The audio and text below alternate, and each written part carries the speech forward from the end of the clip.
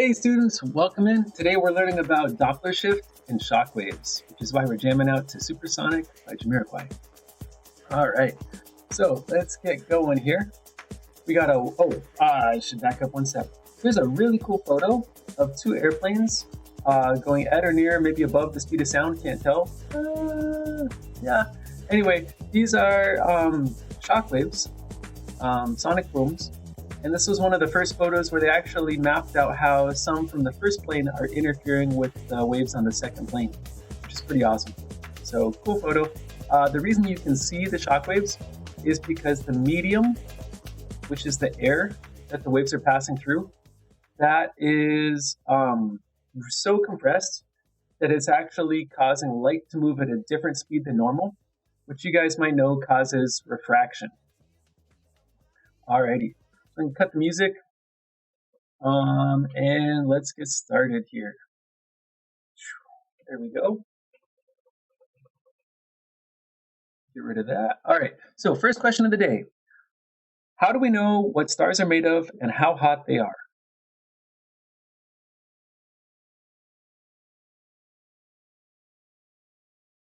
And hopefully you're thinking, oh, well, there's two kinds of light. One of them is blackbody radiation. That's the light that gets emitted because of an object's temperature. And it's distributed kind of in like a curve shape. And the curve leans towards the blue side if it's incredibly hot, or towards the red or even infrared side if it's more like an ordinary temperature. So we can tell by the type of blackbody radiation curve exactly how hot the object is that we're looking at using a telescope or whatever else. Second question is, how do we know what they're made out of? And the answer is that each atom has different orbitals for its electrons, and they're spaced out differently as resonances around that shape. And when an electron falls between these, it releases its potential energy in the form of light.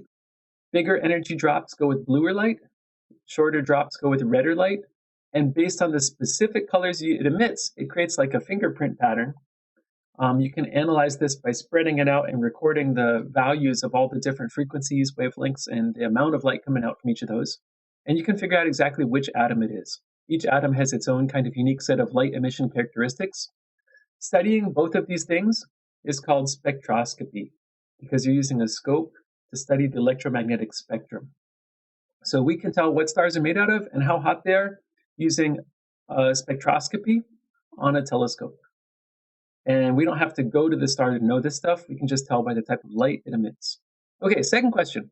What experiment demonstrates the particle nature of light? What demonstrates the wave nature of light? Is it a light wave or a particle? Let's answer that last question first. The answer is yes.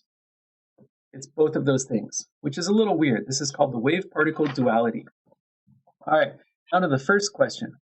Particle nature of light. What we're going to do is we're going to draw a diode is silicon crystal divided up into two zones, where one of these zones has an occasional extra electron in it because of an impurity we doped into it, and the other zone has a spot that's missing an electron called a hole, again because of a different type of atom that we inserted into the silicon crystal. Now the normal thing for that happens is somewhere close to the middle, a spot called the junction, space between the two different zones. There's a region where the electron has fallen into the hole. Did this on its own. Now, if we want to get that electron back out, we need to provide enough energy to lift it out of the hole and get it back to its original region. So one way to do this is to hit it with light. And that light needs to have the correct amount of energy and will get the electron back out of the hole. If it doesn't have enough energy to get it out of the hole, nothing happens. It goes up, comes back down, electron effectively goes nowhere. So there's a minimum frequency which will work to get it adequate energy to lift it back out. So an example like this might be a way of thinking about a solar panel. It's manufactured the same concept. You could use even a single photon of visible light or maybe ultraviolet light would be enough to lift out the electron. But a bazillion radio wave, microwave, or infrared particles of light, each called photons, still wouldn't be enough. You'd be falling over and over again, and the electron would never make it back to the other side because of this. So there's a minimum threshold for the energy content required to lift the electron, which goes with the minimum frequency. This tells us that light is arriving in individual packets of energy, which are quantized. Quantized means it's worth a certain amount. And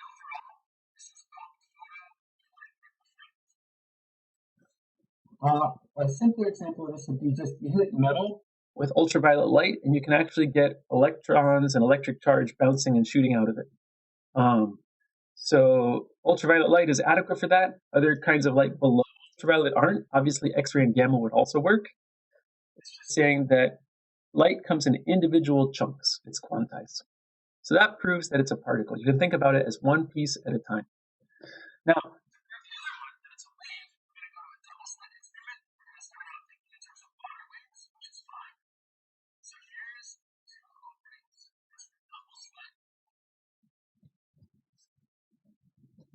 and we're going to have some incident waves.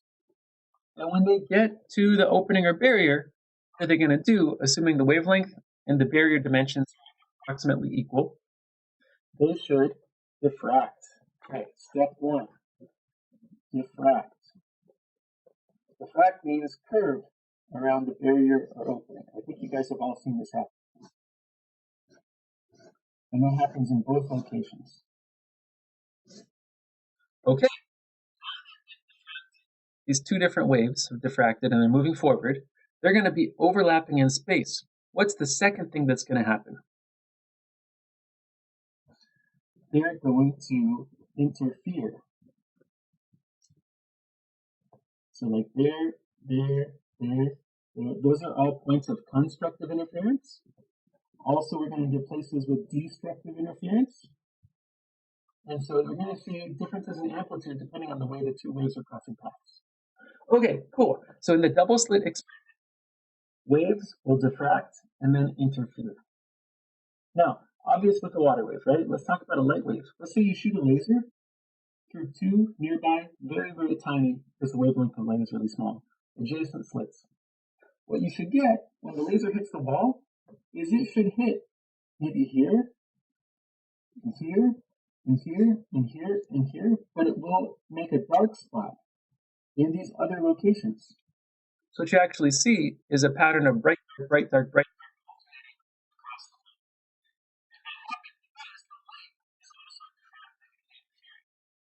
So that's one way to prove that light is a wave. What's even weirder is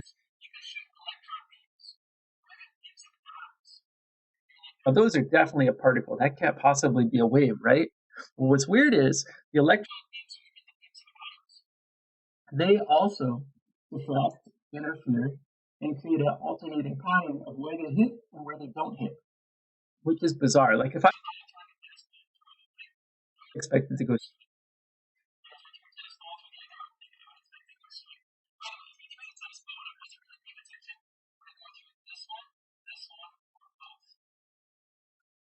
and the answer is the tennis ball only goes through one doorway, right? What's weird is on a small enough scale, the uncertainty principle applies more and more, and it actually is in both locations simultaneously. So each electron or atom you fire through here, if these are close enough together and small enough, it can go through both doorways, and it can actually even interfere with itself. You're like, well, wait a second. Even if we're thinking about this as a wave, wouldn't it go through this door or this door? Well, the answer is it goes through both. It interferes with itself, and it's locations, and never one of the like locations that would have been marked by destructive interference, even if there was only a here. So that's some of the crazy stuff that goes on at the like really, really small level, which we call quantum physics. Hopefully mind blown already. Hasn't even been 5 minutes yet. Let's go. Okay. So, the photoelectric effect. How do we know that light is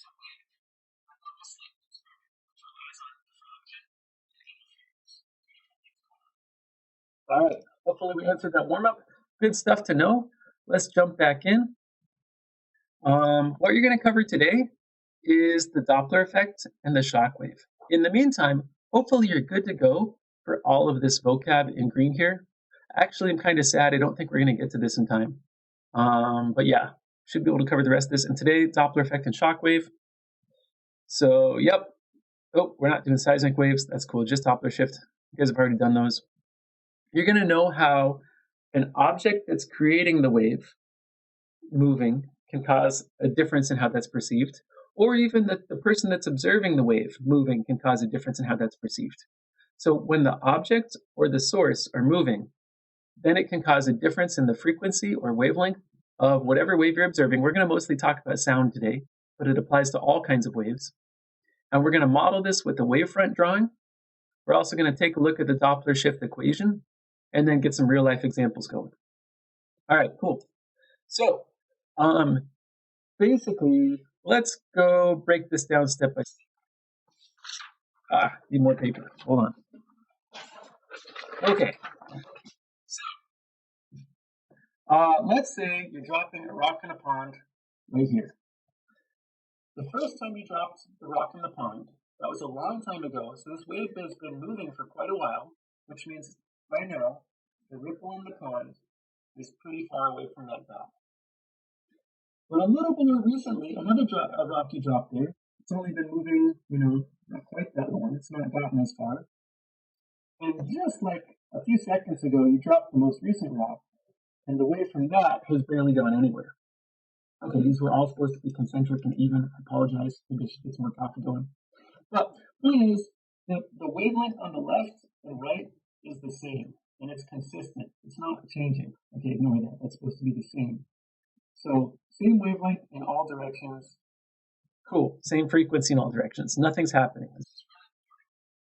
This is where the velocity of the source is nothing. It's not moving. Now, let's get a different example, a little more interesting. A long time ago, the first rock you dropped was here. But then, before you dropped the second rock, you were moving to the right.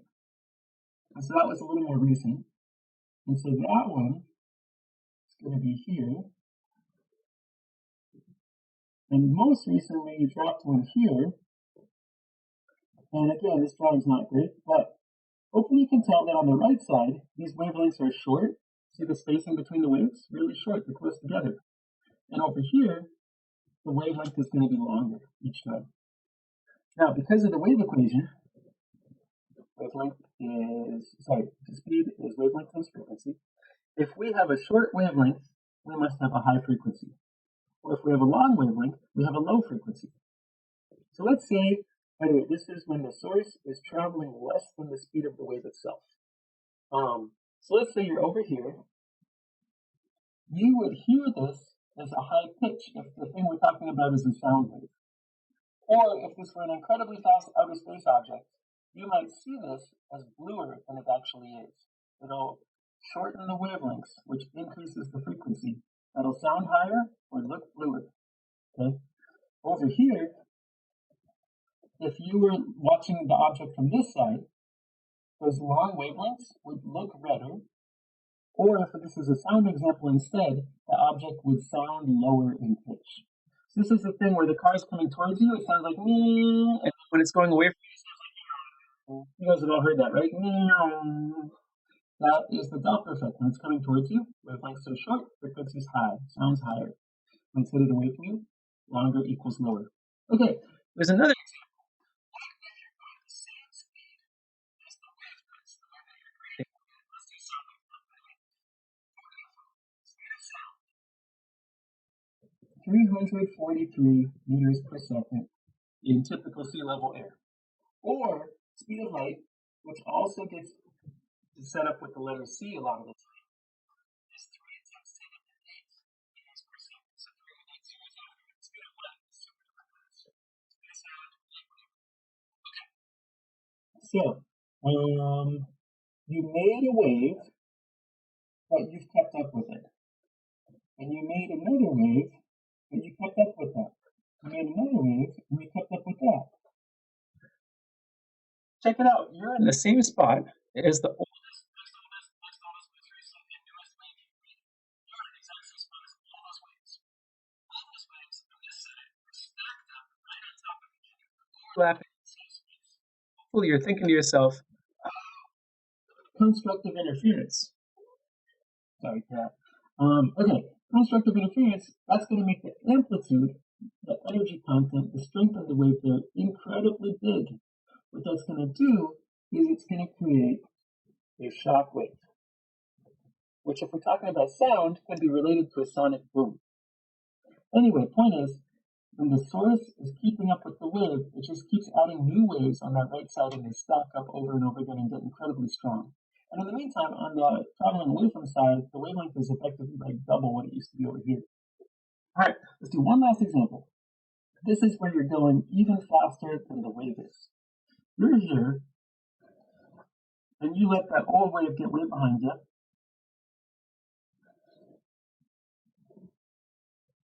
So basically what you'll do is you'll be ahead of the wave, and it ends up making this cool angled thing right here, like that. And this is the shock front of the sonic boom traveling behind you. So like if your house is here, as this all moves forward, when the shock front gets to you, that's when your windows all get broken. Okay, so that's the sonic boom traveling outward. We're going to see in just a second. Okay, so these are 4 diagrams. Doppler shift when nothing's moving, when it's moving slowly, when it's keeping up with the wave, and when it's going faster. We've only talked about the source moving. What about if the observer is moving? Let's say you're on the jet ski and you're headed this way.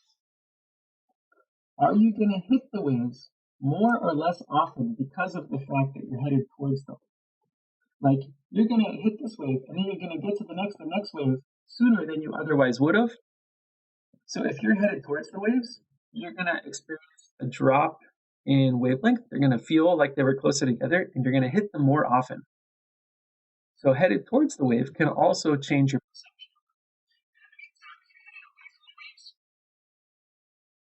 Since it's also trying to get away from you, it's going to take you longer to catch up to it because of relative motion.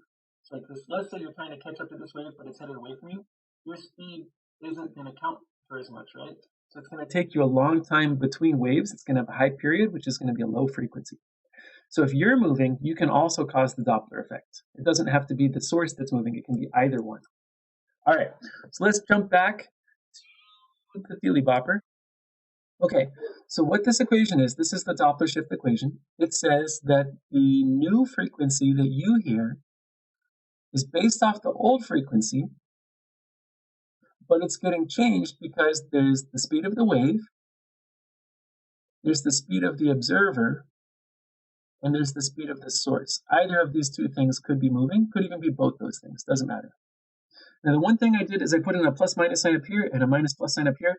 I want you guys to think about whether you need to add or subtract these values to get the right answer. You guys are probably going to have a pretty good intuition of should it sound higher or lower, depending on how things are moving. Like near, up, coming towards me, near, up, going away from me.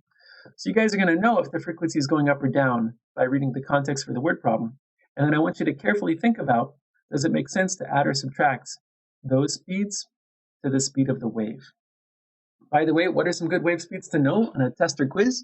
Well, 343 meters per second for speed of sound. That's 343 meters per second. You should write it down somewhere. You might need that. Or speed of light is 3 times 10 to the 8th meters per second. So that's 3 with 8 zeros after it, meters per second, speed of light. Okay? All right, so let's try some stuff here.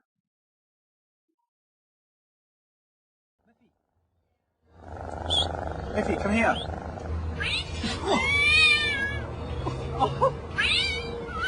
Turn off the fan.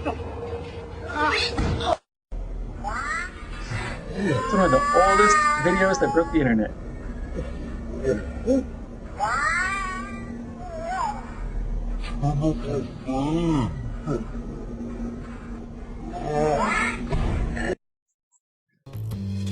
Oh wait, it skipped videos. Okay. Now, why are we watching this? Well, because who doesn't like cat videos on the internet? Okay, no, more importantly, when the cat is traveling towards you, it sounds higher than when it's traveling away from you. Like it's doing a meow. So I want you guys to listen to the cat now as it travels towards and away from you, around and around on that fan. And we're actually going to break this down and analyze this video here in a sec. Effie, come here.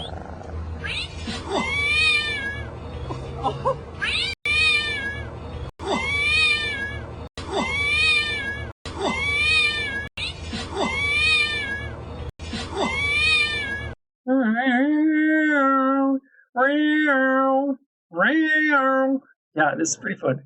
Okay, so I'm gonna get some programming I did up, and we're gonna turn on. We're looking for.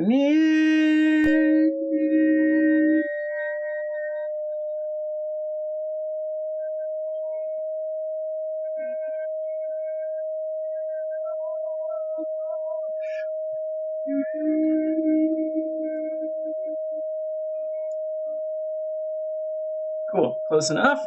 We're gonna write down 625 hertz for the inbound cat.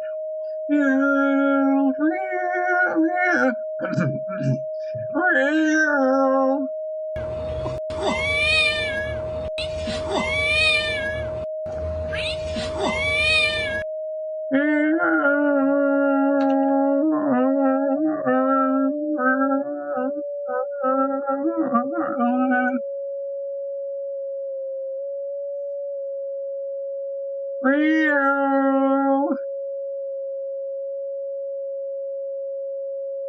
550 hertz. Takes a music major to be able to pull this off, right? Meow. Okay, so that ought to do it. Let's turn off sound. We'll do some fun stuff with that later if I remember. Remind me. Okay, so now what we can do is we can go solve this. Let me grab another piece of paper. So we got 625 hertz, we got 550 hertz. We should count down the wave equation real quick, which is the new frequency depends on the low frequency. And there's the speed of the wave. And there's whether the observer or source is moving. So that's the Doppler shift equation. Okay, so let's make a couple assumptions here. Let's assume that the real frequency of the cat is halfway between these. I think that's close enough. So what is that? 587.5? Okay, so the real frequency, we're going to say, is about 588 hertz. Close enough. It's all pretty rough estimates anyway. Let's solve first for the cat traveling towards us. So I'm going to put the frequency that we heard was 625 hertz. Okay, now what's the speed of sound? You need to know this number, 343 meters per second. Was the person holding the cell phone moving? No. Was the source of the sound moving? Yes. How fast? We don't know. We'll leave that as a variable. Okay, now let's think about this for a second. Because they're traveling towards us, we should be on a higher frequency than what's actually happening. So I need the numerator to be bigger than the denominator. That way when this multiplies that, we get a bigger number out. So do I want a plus or minus sign here? Remember, I want the top to be bigger, I want the bottom to be smaller. So when we multiply that, we get a bigger sign, so that's why I'm putting a negative sign there. All right, a little while later, you can cross multiply some stuff to clear your denominator.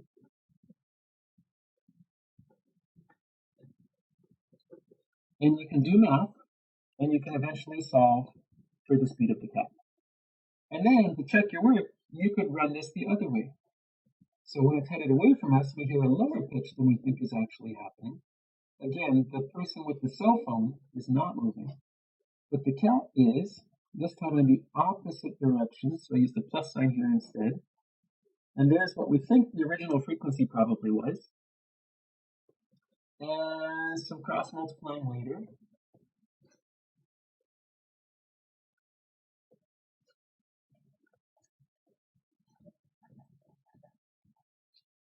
We can solve again for the speed of the cat, and hopefully it's the same in both cases, or close enough. This was a rough assumption that is the parent's better than average, not the average. Anyway, that's how you can use the Doppler shift equation in real life in things like the cat video, which, you know, you got to verify if these videos are real or not. So using physics to prove on cat videos. Turn off the fan. Pretty important, right? All right, especially when you're stuck at home watching nothing but YouTube all day long. So, oops, not that, not that. We want that. Okay. Oh, that was okay. Next up, let's watch some videos of this at or near the speed of sound. So where do we go?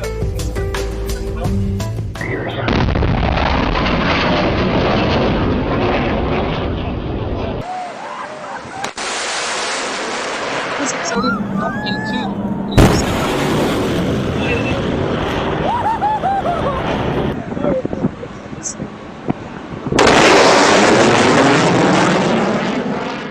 Sound travels at about 760 miles per hour, or 340 meters per second. That's about 661 knots on an average day at sea level. And sometimes you can almost see it. Going close to that speed through air can cause some unusual visual effects. What you're looking at here is a NASA image of an SR-71 bending light waves from the pressure differentials it's producing. Air's pressure and temperature both drop when airspeed increases. Rapid changes in density can be enough to bend light like a lens. How does it happen? Airspeed increases as it flows over the form of an aircraft pushing its way near Mach 1, the speed of sound. That means that even aircraft slower than the speed of sound can accelerate the air moving over them beyond the speed of sound. As pressure all around the aircraft drops, that air cools. And as air cools, its ability to hold moisture drops. So if there's enough moisture, you'll see it form in clouds that appear attached to the aircraft itself. But the cone-shaped clouds you see aren't in fact traveling with the aircraft. Each section of air is spontaneously reacting to the temperature and pressure change induced by the aircraft's body sliding past. Then there are the shock waves. Shock waves are formed by the air that can't get out of the way fast enough, forming a pressure wave. We perceive that pressure wave as sound. Aircraft actually usually produce two booms. They just reach us so quickly in succession that we can't distinguish the two. All of these factors are quite normal and have come to be expected in images that capture supersonic, transonic, or even near supersonic flight. But on rare occasions, we do get a glimpse of something special. At Kennedy Space Center on February 11, 2010, an Atlas rocket launched into ideal conditions for showing off shockwave. And this is the result.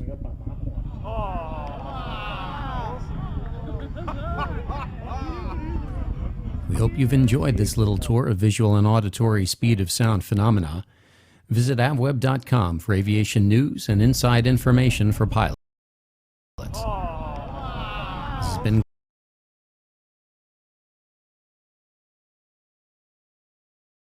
good stuff. Good stuff. Okay, so hopefully you guys can see all that. Pretty awesome. SR-71, F-14 Tomcat.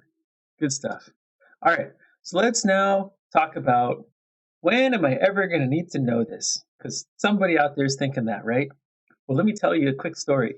I used to play EVE Online. It's like the craziest, massively multiplayer online game of all time. You have like battles of thousands of people at a time. And it's super hardcore because if your ship blows up, it's gone.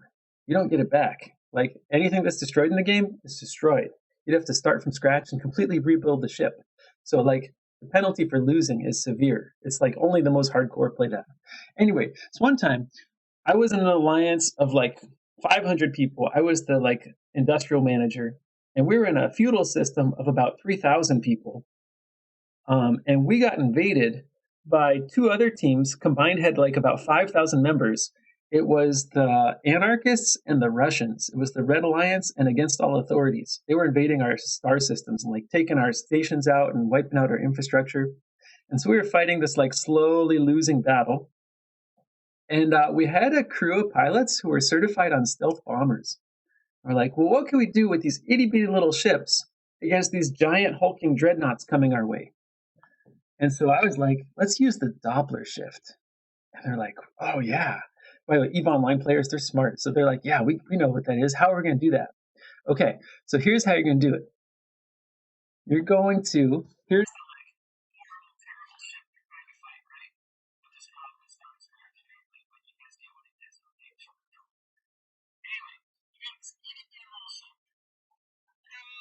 and you're trying to wipe out this giant other ship. Now here's the thing.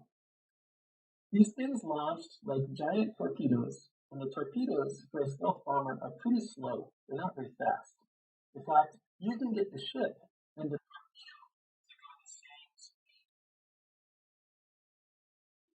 Yeah, are you thinking what I'm thinking? I bet you are.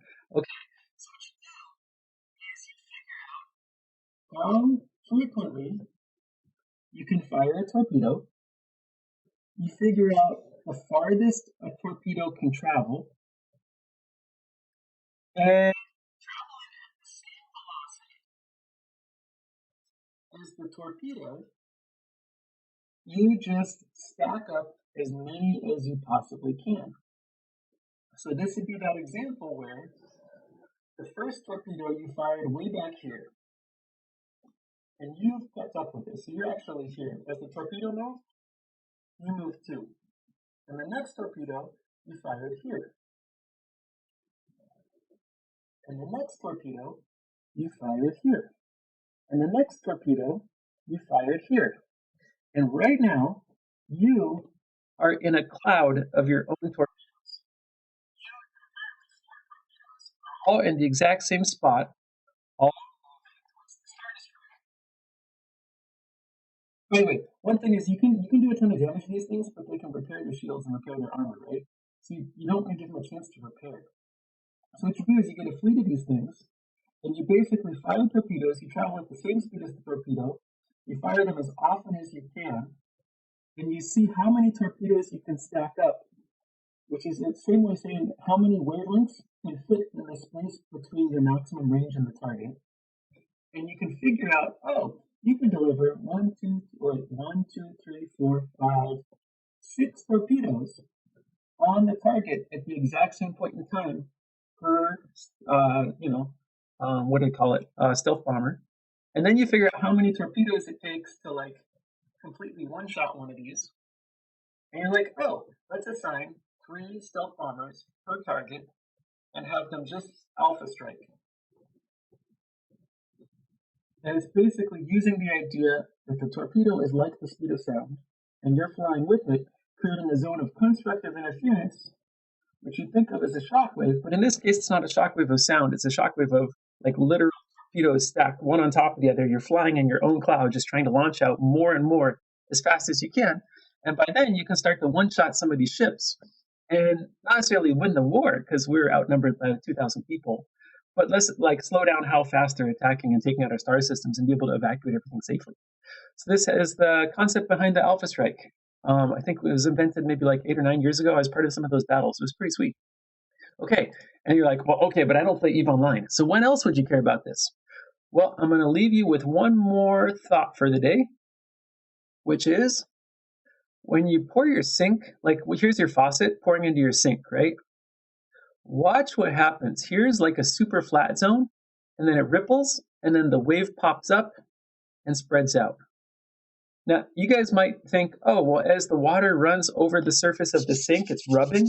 Friction is going to be taking away some of its kinetic energy. It's going to be slowing down, converting that to thermal. So we know that as the wave heads away from this spot, as it spreads out, it's slowing down. At a certain point in time, it switches behavior from this to this, with a big old stacked up wave right where that interface switches. And I want you guys to think about why that might be. You could go turn on your sink right now and watch this happen. It's kind of interesting. And keep in mind too that water waves are pretty slow. A duck can swim faster than a water wave. So velocity of swimming duck is greater than velocity of wave in water. By the way, you should also go to the CK12 textbook chapter I linked out on Google Classroom. Play with the module about halfway down, which involves the duck, the canoe, and the water, and just get a really good hands-on feel for how the Doppler shift works under different scenarios. Go back and recreate each of these 4 examples, which you guys are on the hook for knowing, which is that nothing's moving. The source is moving slower than the wave speed. The source is moving at the same speed as the wave, and the source is moving faster than the wave. Please go make sure you can create and understand those 4 different examples, as well as draw and if you need to. You can also just go search Doppler shift or Doppler effect and look for an image with the 4 patterns on it. showing different examples. All right, I think that's about it. Hope you guys have a good one. I'll see you in office hours. Do great on the quiz. Keep in mind we've got a Unit 6 test in the near future, probably end of this week or early next week. I'll try to get you guys some more review activities. Yeah, check out that vocab list again if you need to, and I'll catch you guys later. Bye.